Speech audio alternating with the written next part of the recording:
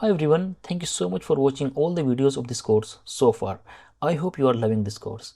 Now in this video we will be talking about how to write the unit test cases for our repository layer. So I'm talking about this repository layer. As of now in this application we have only one file, which is this book repository, and in this book repository we have this library DB context. We have to learn how to write the unit test cases for this library DB context and this book repository. Basically, we have to write the unit test cases for these methods. But if you remember that in one of the previous video, when we were writing the unit test cases for the controller class, we were doing some mocking with these methods. So let me open that. If I expand my unit test case project, over here this is the controller and this is the books controller. These are the unit test cases for that. So remember, at this place we were mocking these methods. So this is the one, get all books async method. So ultimately we were mocking them. The concept of mocking is that in these unit test cases we don't know what is happening in this get all books async method. Ultimately, get all books async method, we don't know what you have written over here. We were just mocking this method and we were writing the hard coded output. But this is also a piece of code, right? By that concept, these lines are not covered in the unit test cases. Now we have to write the unit test cases for these methods. But in this repository layer, we are having this DB context. And this is very interesting concept. So we have to learn how to get the data, how to save the data. So if we write the unit test cases without mocking this DB context, then again the same problem will happen, that we will insert the new data in the actual database if we will run this application on the production level. Okay, so how do we handle it? The good approach is then we can use the mocking. Just like we did in the controller class, we can also use the mocking over here. Mocking for what? This find async method, to list async method. Basically all the DB sets that we have, this one, we can write the mocking concept for these DB sets. If you will do that, then there are several things that you will miss over here. What is that? Remember, at this place we are writing this link queue expressions. Ultimately, when we execute this query on a database, then this is converted to the SQL queries and then that get executed in the database. We have to also test that logic, that conversion logic, that whether all the logic that we are writing over here is that fine or not. If you will mock your methods, then we will miss that part, and that is one of the most important concept that you must test. Now, what are the options? The first option is that we cannot use the actual database, which is this DB context, which is connected to our main database. Second is we cannot even use the mocking over here. So what is the third concept? The third concept is that you can use some in-memory data at this place. Yes, you are right. We can use the in-memory data to test these methods. But if you will compare the in-memory database with the actual database, then you will see that there are some differences over there. There are few things that this in-memory database does not support. If you are writing the logic in such a way that you have to test that logic also, then please do not use the in-memory database. In that case, you have to use some other database like SQLite or something else. But if you are having these kind of simple methods, then in-memory database is really good. And I would say in most of the scenarios, you can go with the in-memory database. Now, the final thing is that we are going to write the unit test case for this book repository class. We are going to handle this DB context. How do we handle it? We will be using the in-memory database. These are few things, but there are few more things that we have to learn. Keep listening me very carefully in this video because these are extremely important and most useful concept for the unit test cases. Later in the same video, we will be implementing all these things.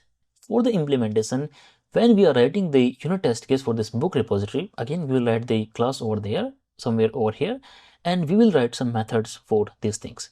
But there is one interesting concept that I have explained in one of the previous video, that suppose your unit test case class, let's take the example of this one. Suppose this class has 4 unit test cases. Okay, every time you will execute these 4 unit test cases, the xUnit framework will create 4 instances of this class. So suppose if you have a constructor over here in this books controller test, that constructor will be called 4 times. So each unit test case will have its own instance for this book controller test.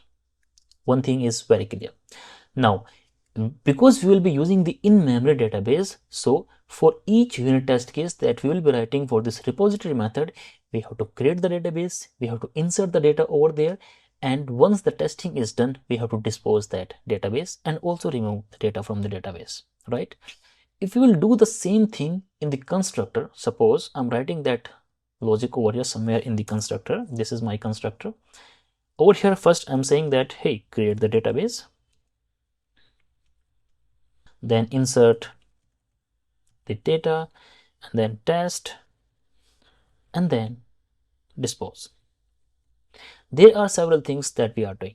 Suppose you are inserting some extra records, and these are not very small operations. Suppose you are having so many test cases. Now, if you will do the same thing for all the unit test cases, then your test case will be heavy and the execution will also be slow. Why? Because for each unit test case, you will do all these things. So what is the best way? How do we handle it? To handle this concept, we have to use fixture. There is a concept of fixture in xUnit.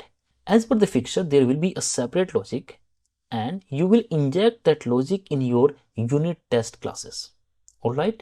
Now what will happen? Every time you will execute your unit test cases, that instance of the fixture will be created only once, and that will be shared in all the unit test cases. Once all the unit test cases execution is done, then that fixture will also be disposed. Now what is happening? Suppose I have one fixture class, let's say ABC fixture. I'm using that fixture class over here in this controller test. What will happen? Let's say there are 4 unit test cases in this controller class. The instance of this book controller will be created 4 times, but the instance of that fixture will be created only once, and that will be shared in all these unit test cases. Listen to me very carefully. If there is any doubt, please rewatch this video. This is extremely important concept. Now, what is the benefit of using this fixture? The benefit is that we don't have to create the database for each unit test case. What we will do? We will create a fixture for a DB context class so that we can create a database over there, insert the data over there, test all these things over here, and once the testing is done, then we will dispose everything. As of now, just consider that this is a good start, but later there will be some more complexity when we will learn about this fixture. But for now, let's just start from here. In my unit test case application, I'm going to create a new folder, let's say Fixtures. And over here, I'm going to create a new file, library db context fixture. This is a very simple class, and I have to inherit it from async lifetime. Okay. If you will check this one, then there are 2 methods that we have to implement. These 2 methods. So what we will do over here, we will write the initialization logic at this place and the disposable logic we will write at this place. But before that, we have to install one extra package over here, and that is the in memory. If you will go to the NuGet, I'm writing AF core in memory. Search for that. You will notice what we have. So this is what I'm having. This is a package of Microsoft Entity Framework core in memory. So this is the .NET CLI command that I can use. Let's copy it and go back to my writer, which is the editor. In your case, if you're using Visual Studio, VS Code, the same package is applicable. Okay. You can also search about this package from over here. Let's say I'm writing this in memory database. You can see the same package is also over here. For now, we are using this package in our main application, but in reality, in your main application, you will be using the actual database, and in your unit test case application, you will be using this in-memory database. Let's just click on this one, and we have to install it in this unit test case project. So if I click over here, you can, so make sure either you can use this command that we have at this place, or you can also use this NuGet package window that we have. So I'm going to click on this library API unit test case. Click on this plus button. While adding this package, you can see that I'm getting one error. It says that the package is not compatible because I'm using the .NET 10 and this needs the .NET 11 preview version. So let's ignore this pre-release for now. By the time you will watch this video, maybe .NET 11 is there and you can use this latest package, but for now, this is just the compatibility thing. So let's use this .NET 10 and I'm going to install it. Now you can see that the installation is successful. Okay. How do you verify it? We can right click on this unit test case, open the CS pros file, click on this edit, and this is the CS pros file. Over here you can notice that we are having this entity framework code in memory.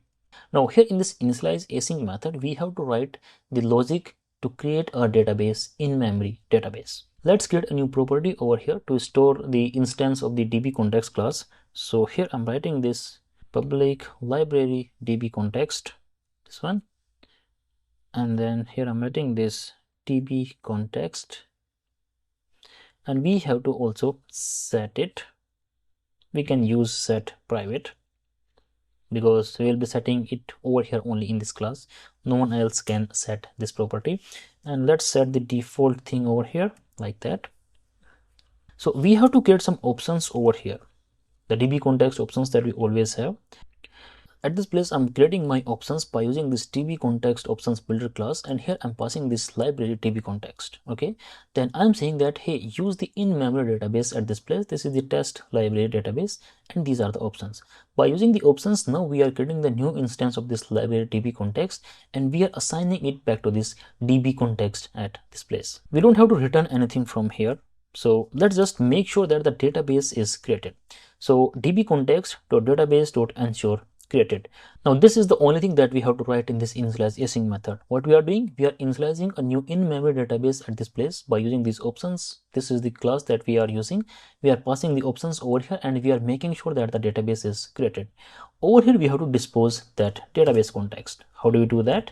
We can use the await database context.database.ensure deleted async, and we can also call the dispose method. Now we have to write the unit test cases for this book repository. Suppose this is the one that I'm having. Okay, I'm passing one ID, and based on that I'm getting some data. Now to test that kind of method, we need some data in this in-memory database. So how do we do that? We have to insert some data at this place. And I believe in one of the previous video we created a new DB initializer over here. We can use that same over here. Right, so we have this static class DB initializer. There is this initialize method. What we are having over here, we are making sure that the database is created. If there is any book, then it will return. Otherwise, this is going to insert few records at this place, and it will just save the data. So let's just use the same method at this place. So this line is already written over there. DB initializer dot initialize the DB context, and let me just remove it because this same line is already available over here. Now you can see that we are getting one warning that we must use the await keyword over here. This is because this method is using this ensure created method. Let's just comment it for now. We will be using the await method, and I'll be just commenting it over here. Let's use the await keyword also before that. So we are having this await like that.